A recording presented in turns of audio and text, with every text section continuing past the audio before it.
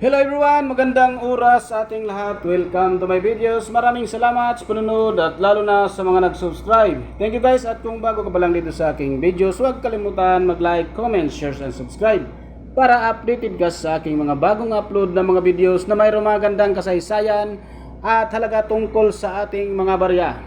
Guys, ito yung tinatawag na 1 Drachma ng Greece. Mayroong taon na 1976. Share ko sa inyo guys ang napakagandang history tungkol dito sa baryang ito guys ng Greece.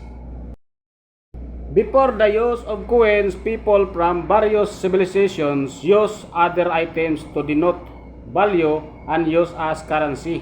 The use of coins as they exist today dates back over 2 millennia. One of the oldest coins was the Great Drachma, which emerged around the 6th century BCE. And the plural, the coins can be called drachmas or drachmae.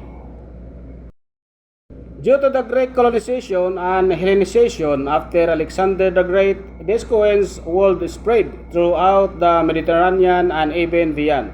The Greek drachma was typically silver, although this would change over time.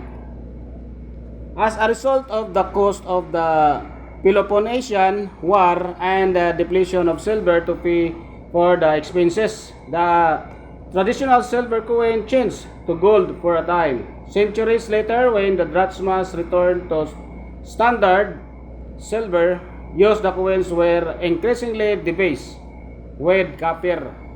These are also records of the Greeks using bronze and electrum to make coins.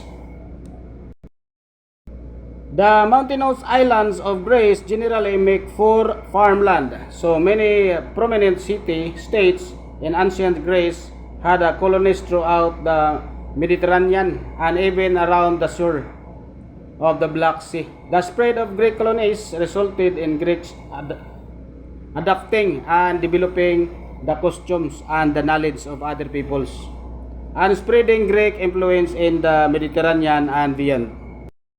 Greek coins were primarily made of silver, but drachmas were sometimes debased with copper coins. Could also be made of gold, bronze, or electrum. Drachma was established on the island of Aegina during the 7th century BC, and depreciation was remarkably slow, about 50% over the following 200 years. Aristophanes A448-380 BC tells us that is days 1 drachma was the average daily wage of a skilled laborer or a hoplite, while a juror earned half a drachma. 8 drachmas would buy a pair of shoes. 20 drachmas equal tonic or toric, and 160 drachmas slave child were a bargain of 72 drachmas. A family of 4 plus slaves spent 1,000 drachmas a year on living expenses. On the other hand, Xenophon claimed that half a drachma was the minimum required to provide a comfortable subsistence.